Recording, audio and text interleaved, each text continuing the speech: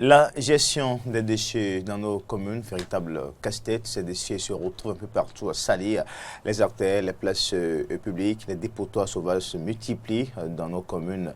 Ces déchets ailleurs sont des sources de valeur, sont transformés, sont utilisés, réutilisés autrement. Pourquoi nous n'investissons pas justement dans ces projets ou pourquoi n'adoptons pas des politiques visant quand même à transformer ces déchets, à créer des emplois, ne pas les utiliser autrement et cesser de parler d'insalubrité qui est aujourd'hui source de santé publique, source de maladies et source de beaucoup de choses dans nos communes. Aujourd'hui, il est question pour nous, ici sur ce plateau, de voir quel avantage, quelle opportunité pouvons-nous tirer dans ce vaste secteur de transformation et de valorisation des déchets avec Enoch Nyanga. Il est environnementaliste, il est spécialiste du domaine de transformation et de valorisation des déchets. Monsieur Nyanga, bonjour.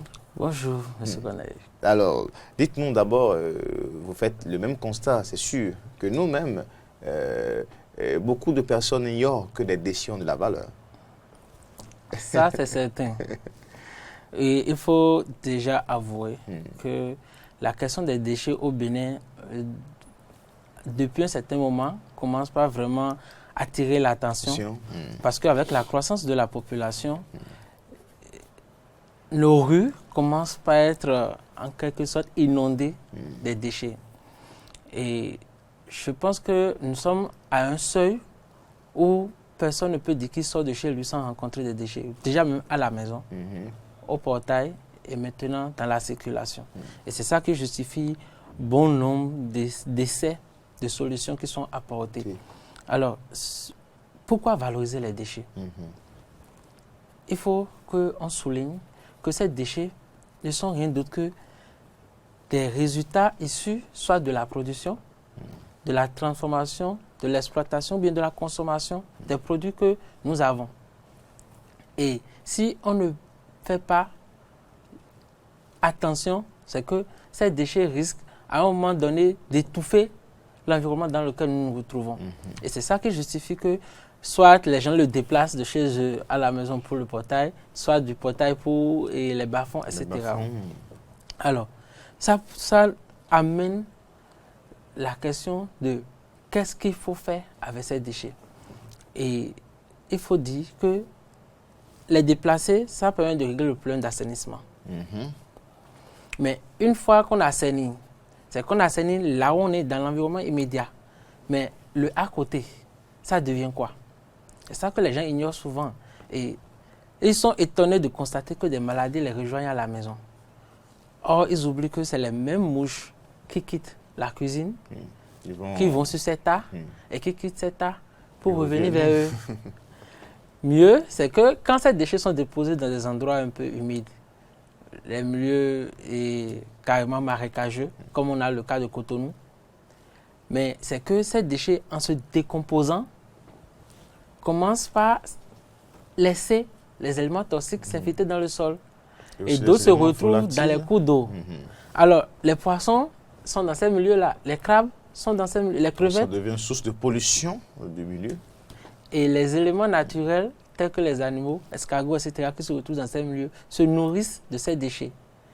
Et voilà qu'on va les collecter encore, les vendre sur le marché, ça se retrouve encore dans nos plats. Donc, le vrai souci, désormais, c'est qu'il faut valoriser les déchets. Alors, pour valoriser les déchets, qu'est-ce qu'il faut faire? Il faut déjà d'abord catégoriser ces déchets.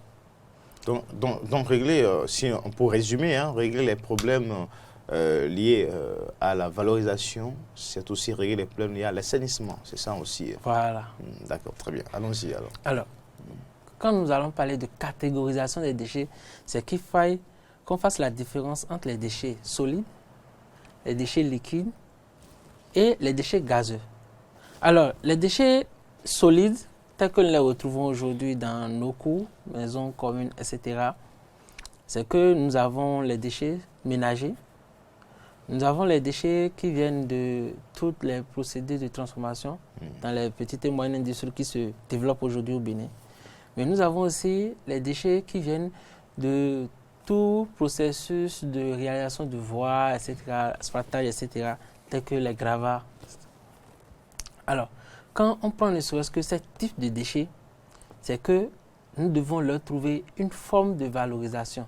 Et nous allons en parler amplement tout à l'heure. Quand on prend les déchets liquides, nous avons les bouts de vidange qui sortent de nos maisons. Nous avons les eaux de douche. Mais quel est le traitement qui est accordé à ce type de déchets aujourd'hui? Si ce n'est pas que ça se retrouve soit dans la rue, soit dans la mer ou dans nos cours d'eau. Dans les caniveaux, on préfère les laisser dans les caniveaux, les eaux usées et autres. Carrément, il y a des maisons qui connectent leurs toilettes sur les caniveaux. Ça, c'est fréquent à Cotonou, bien sûr, même à Porte-Nouveau.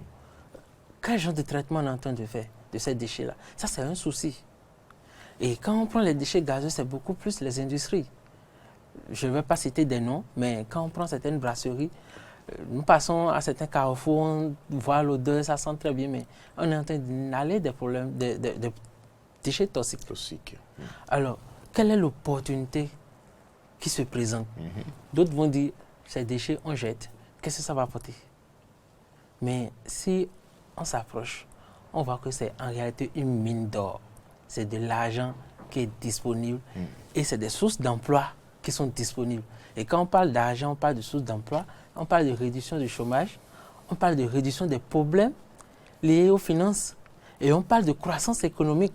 C'est ça que les gens n'arrivent pas à appréhender quand on parle des déchets. Donc rien qu'à base des déchets que nous produisons, rien qu'à partir des déchets de nos maisons, on peut régler des problèmes liés à l'assainissement, régler des problèmes liés au chômage, régler des problèmes liés à la croissance économique. Je vais, avant d'aller très loin, et prendre le cas simplement des maisons.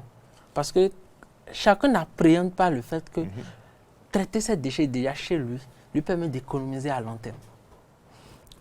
Je suppose que vous prenez, ne serait-ce que pour ceux qui aiment les canettes, les conserves et consorts, vous stockez ces canettes-là quelque part. Ceux qui ramassent les ferrailles, vous pouvez leur vendre ça. Eux, ils ont déjà une chaîne d'approvisionnement et ils mettent ça dans des conteneurs qu'ils importent vers l'Inde, la Chine pour fabriquer les véhicules qui nous reviennent. Quand on prend les ferblantiers, ceux qui fabriquent les marmites et consorts, eux aussi, ils s'approvisionnent de ce type de déchets. Donc, si chacun chez lui accumule ces déchets et va les vendre à ceux-là, il se fait des revenus. J'irais même mieux dire, par exemple, par rapport aux déchets liquides, il faudrait vous demander, mais qu'est-ce que je vais faire avec les bouts de vidange, qu'est-ce que je vais faire avec l'eau de lessive, etc. Quand on prend ne serait-ce que les bouts de vidange, où nous sommes spécialisés là-dedans, mais nous avons des infrastructures que nous construisons aujourd'hui à la place des faux septiques, qu'on appelle les biodigesteurs, qui fonctionnent exactement comme le tube digestif. Vous mettez le déchet dedans, ça le traite, ça vous sort du gaz, ça vous sort de l'engrais. Mais ça, est-ce que c'est possible de le faire à une échelle un peu plus réduite, c'est-à-dire dans les maisons? Est-ce que c'est possible? Je pense que nous aurons l'opportunité de visiter certains ménages où vous allez voir qu'ils le pratiquent déjà. Les bouts de vidange sont utilisés systématiquement pour produire du gaz. Et c'est avec ce gaz qu'on prépare à la maison. Vous n'avez plus à sortir de l'argent pour payer du gaz conventionnel. Mais derrière l'engrais, vous pouvez alimenter vos espaces verts, les gazons, etc. Mais vous pouvez produire ce que vous mangez. Et pour ceux qui ont les inquiétudes selon lesquelles bout de vidange, maladie gastrique, etc., est-ce qu'on est sûr qu'on est épargné de ça? Les études sont déjà faites avec beaucoup de laboratoires au plan national et au plan international où c'est prouvé que désormais, les biodigesteurs que nous construisons traitent correctement ces bouts de vidange et vous avez de l'engrais bio assez stabilisé pour pouvoir produire de carottes, de tomates, etc. à la maison, même vos piments. Mais le gaz peut brûler et a un pouvoir calorifique meilleur que le gaz conventionnel disponible sur le marché. Ah bon? Oui. Quand on prend le biogaz. Donc, c'est dire que même dans le micro-environnement du ménage, il y a des économies d'échelle qui peuvent être faites à partir de la valorisation des déchets qu'eux-mêmes ils produisent chez eux. Mais quand chacun traite ce qui est chez lui, c'est que moins de déchets vont se retrouver dans les rues. Et quand on prend l'échelle des communes, c'est qu'il y a par exemple les espaces verts des villes, les restaurants des villes, etc. Tout ça là, c'est des déchets que les ONG vont précollecter. Mais qu'est-ce qui se fait aujourd'hui? On déplace juste ces déchets des coins les plus chauds, les plus animés, vers des zones périphériques. Et puis après, on fait l'enfouissement. Alors, mais aujourd'hui, vous avez cité quand même ces avantages, aussi bien au niveau des ménages et dans les communes, les profits qu'on peut tirer en valorisant les déchets et autres. Oui. Alors, qu'attendons-nous alors pour le faire?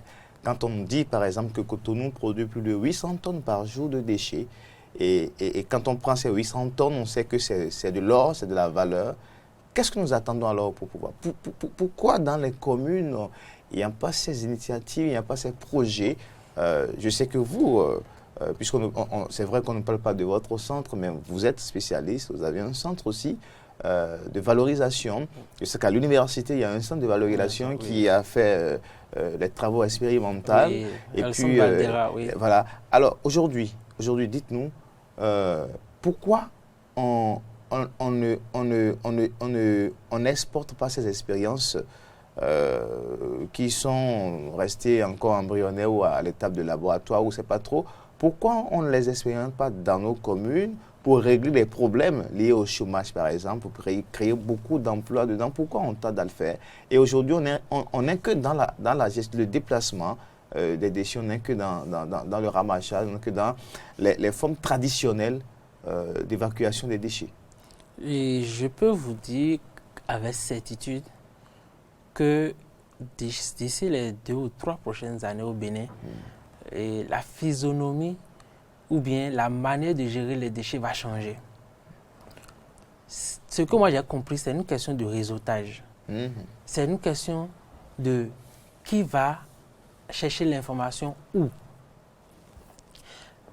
De façon basique, il faut quand même avouer que l'État en place actuellement est en train de faire ses efforts.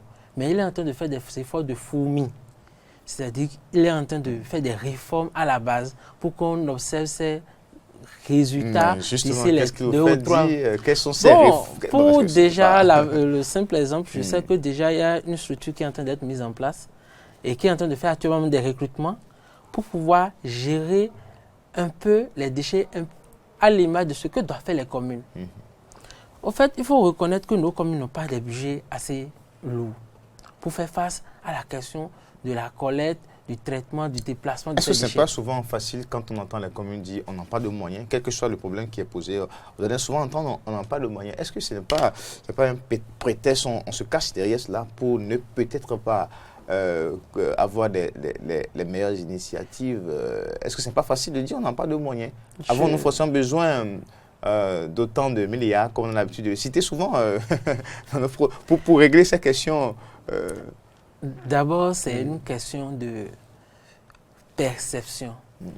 Est-ce que celui qui dirige a l'information? C'est le premier challenge. Il faut que les gens acceptent aller à la rencontre de l'information et non attendre que l'information leur parvienne. Parce que de toute façon, la population, telle qu'elle se comporte aujourd'hui, est en train de trouver des solutions à ces problèmes. Mais il faut que, en tant que dirigeant, représentant de la population, ils se rapprochent. Ils aillent chercher l'information, ils se rapprochent. C'est vrai, certaines cellules du gouvernement, telles que nous les connaissons aujourd'hui, se rapprochent pour chercher, même dans les moindres détails, qu'est-ce qui se fait. Mais est-ce que nos autorités communales le font? C'est le premier challenge. Le deuxième challenge, mais est-ce que vous aussi, qui êtes dans le domaine, vous mettez l'information à disposition? Mais nous avons tout intérêt puisque nous savons qu'ils ont les ressources. Donc nous nous rapprochons d'eux, ne serait-ce qu'écrire une note, expliquer, demander qu'ils viennent visiter nos sites, etc. Mais est-ce qu'ils ont le temps? Est-ce qu'ils le font? Est-ce qu'ils ont la volonté? C'est ça peut-être le premier pan sur lequel il faut observer le problème. Le deuxième, c'est que, est-ce que c'est qu'ils sont tellement aussi occupés qu'ils n'ont pas le temps de regarder vers, ne serait-ce que les questions environnementales et d'assainissement de sa commune? Je ne sais pas. Mais pour le cas d'espèces que je connais du département du Zou, ils ont eu l'appui d'un bailleur, l'Union européenne, qui a commandité toute une étude sur la caractérisation, les formes de valorisation et les opportunités que cette commune peut tirer. L'étude, j'y ai participé, c'est pourquoi j'en parle, mais a montré tout ce qu'il peut mobiliser comme milliards derrière la gestion des déchets. Mais pourquoi le problème de réaliser se pose? C'est que On attend toujours, ou bien on pense que pour pouvoir mettre en place les investissements, il faut attendre une autre personne. Je suppose, nous avons des ONG de précollecte sur notre territoire. On dit désormais, un peu comme j'ai entendu parler de la mairie de Parakou, tous les ménages sont systématiquement ou bien obligatoirement abonnés à ces ONG. Et c'est ces factures que ces ONG vous font qui vous permettent d'avoir accès aux services au niveau de la com. Si vous le faites comme ça, tout le monde est abonné. Maintenant, vous exigez des ONG, par exemple, de précollecte, que les déchets soient déposés à des endroits bien précis. Et nous avons aujourd'hui, par exemple, dans le département du Zou, des femmes qui se sont spécialisées rien que dans le démantèlement des tas qui sont déposés sur les décharges. Et elles font une fortune autour de ça. Parce que quand elles prennent les chaussures, elles savent à qui vendre. Quand elles prennent les ferrailles, elles savent à qui vendre. Les tessons, aujourd'hui, elles savent même à qui vendre. Les cornes, les os, etc., elles savent à qui vendre. Donc, ça veut dire qu'on peut organiser, par exemple, ces bonnes dames sur ces points pour catégoriser. Et comme ça, la mairie peut décider de dire, OK, moi, je vais chercher, par exemple, en Inde ou bien à tel endroit, quelqu'un qui a besoin de tant de déchets, par exemple, de ferraille.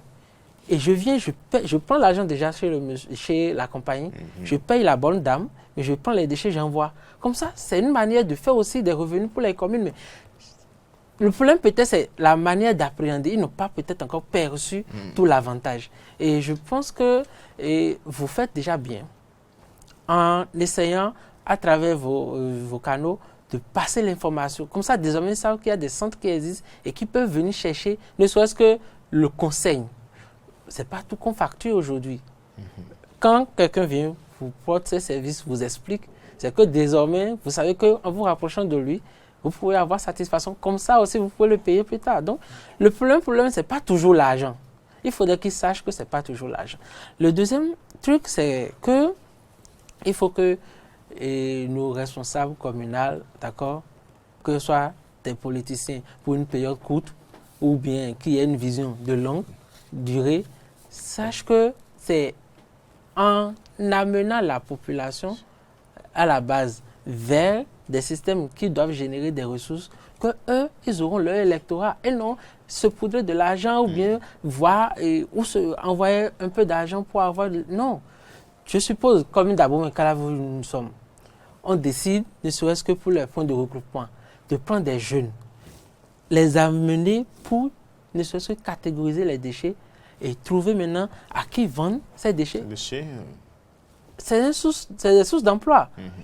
En tout cas, quand je regarde les points de regroupement existants aujourd'hui au niveau de la commune d'Abomey-Calavi, ne serait-ce qu'on met une dizaine de jeunes par site, on ne serait pas à moins d'une centaine d'emplois.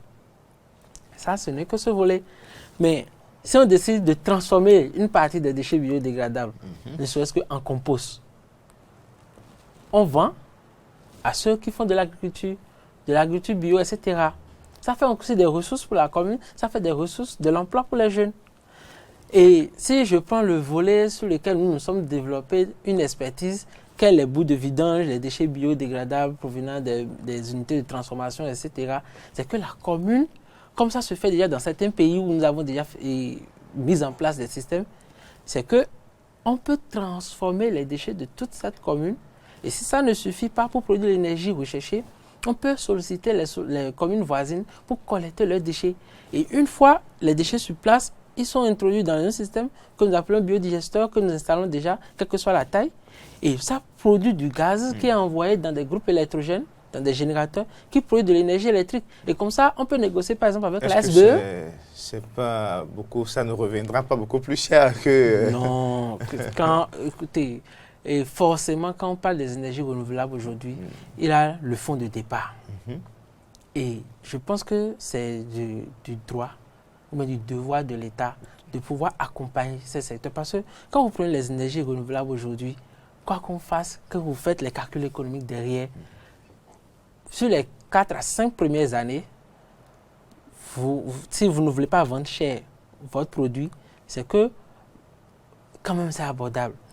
Vous ne rentrez peut-être pas avec les intérêts tout de suite, mais sur les 4 premières ou 5 premières années, le cash flow est un peu négatif. Mais dès la 6e, ça devient positif.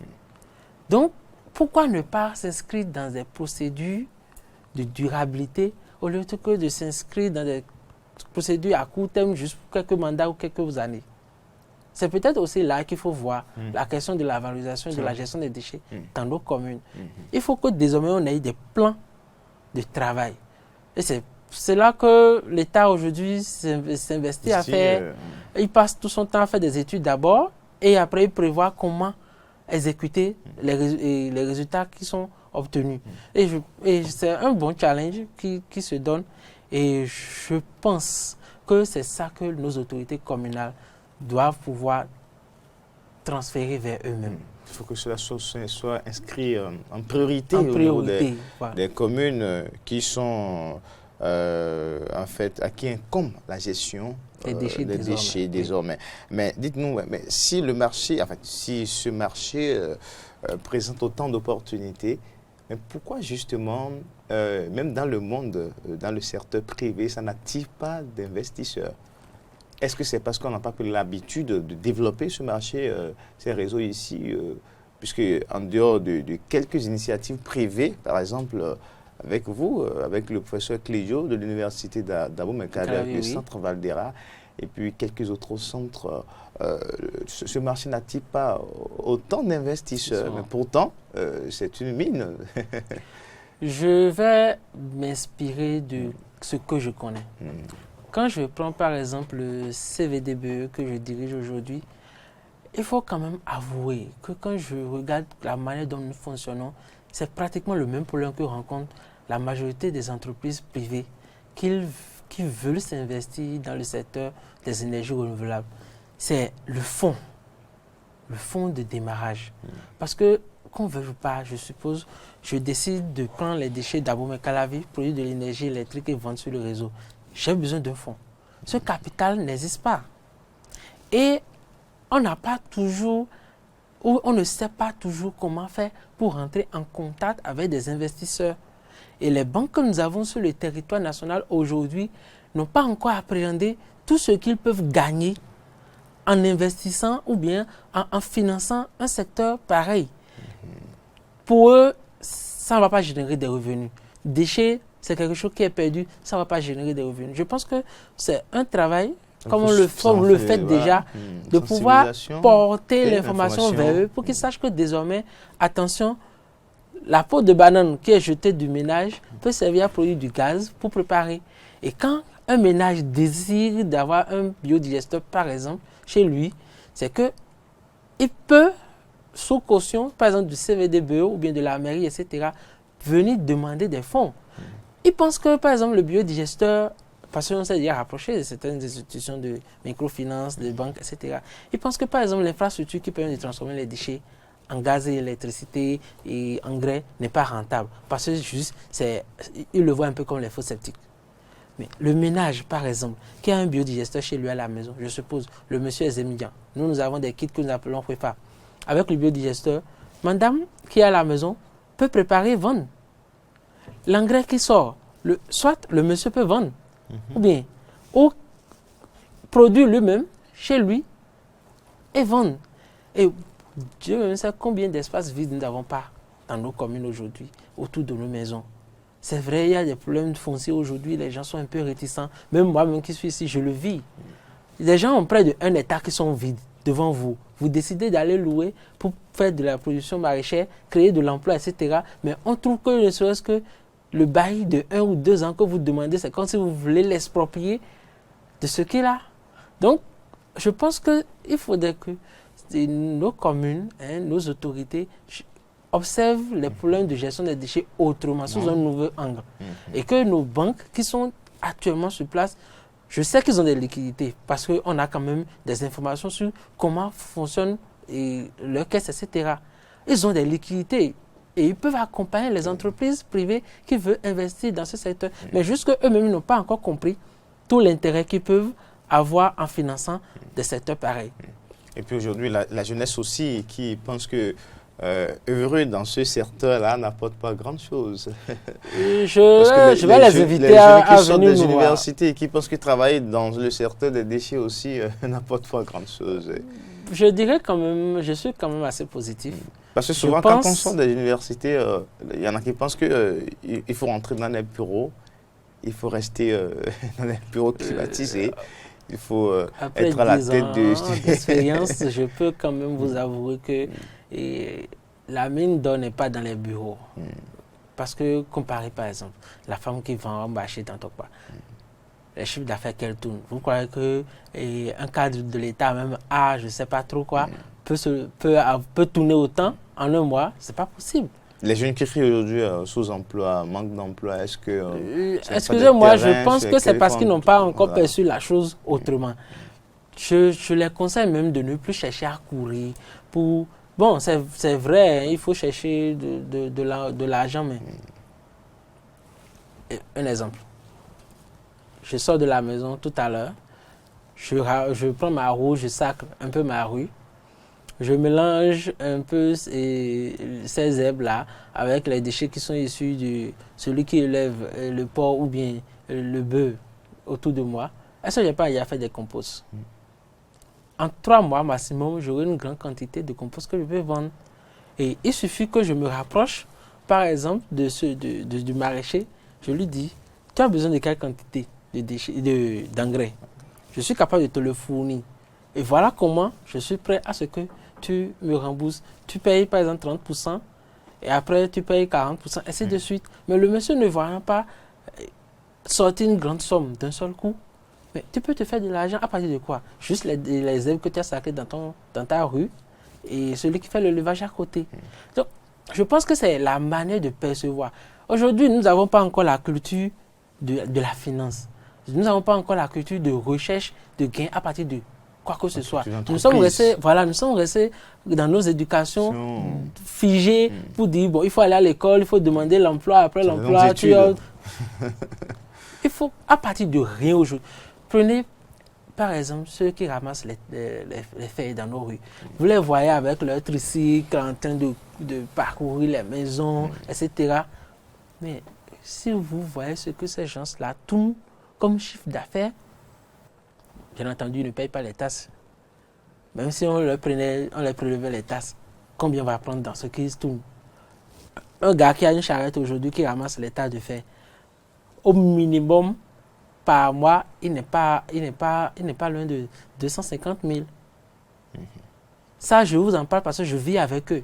Même au service, je vis avec eux, ils sont avec moi. Et fréquemment, j'ai quand même le temps le soir d'échanger avec eux pour voir par où vous écoulez vos produits. Est-ce que je peux toujours vous aider? Mais ils sont à la recherche. Les jeunes à pouvoir entrer dans ce secteur aussi. C'est bien d'aller à l'école pour être instruit, mais je pense que le challenge pour eux, ils doivent pouvoir aller vers d'autres opportunités que de chercher de l'emploi dans les entreprises. Au lieu de continuer à voir les déchets comme encombrants, ils n'ont qu'à voir les déchets comme des opportunités d'affaires. Il faut pouvoir développer tout un business autour. En tout cas, nous, aujourd'hui, avec notre expertise, c'est quand même 10 ans d'expérience que nous avons dans ce secteur et nous sommes prêts à les conseiller, à les orienter. Et s'il faut même les communes, s'il faut développer des plans de formation pour les jeunes dans les communes, pour qu'ils sachent que désormais, avec les déchets, ils peuvent faire des chiffres d'affaires, nous sommes prêts à les accompagner. Nous n'avons pas en tout cas, aujourd'hui, nous avons quand même assez d'expertise développée sur la question et nous sommes prêts à accompagner tout jeune qui veut s'investir dans le secteur des déchets, ne serait-ce qu'au Bénin. Comparativement à d'autres pays de la sous-région, le Bénin n'a pas beaucoup fait de progrès dans ce sous-secteur de valorisation des déchets. C'est bien cela. Je dirais que le Bénin est en train de faire son chemin. Merci à vous, monsieur Enoch Rosat, c'est bien sûr, Nyanga, vous êtes environnementaliste. Vous êtes aménagiste et énergéticien, directeur du Centre de valorisation des déchets en biogazés et engrais organiques. On en parlait simplement de la valorisation des déchets qui représentent beaucoup d'opportunités. Avec les déchets, on peut régler les problèmes liés au chômage, on peut régler les problèmes liés à la croissance économique, on peut régler des problèmes liés à l'assainissement. Il suffit simplement d'investir mieux et de trouver des meilleures politiques de transformation pour aujourd'hui ne pas rester simplement dans les questions de ramassage traditionnel que nous voyons un peu partout. Donc il faut donner de la valeur à ces déchets. Ça permet de régler des problèmes liés à l'environnement, ça permet d'assainir le milieu de vie, mais ça permet également bien sûr de régler des problèmes économiques. Ce sont là les propos de Enoch Nyanga que vous venez de suivre sur l'instant décryptage ce matin d'Eden.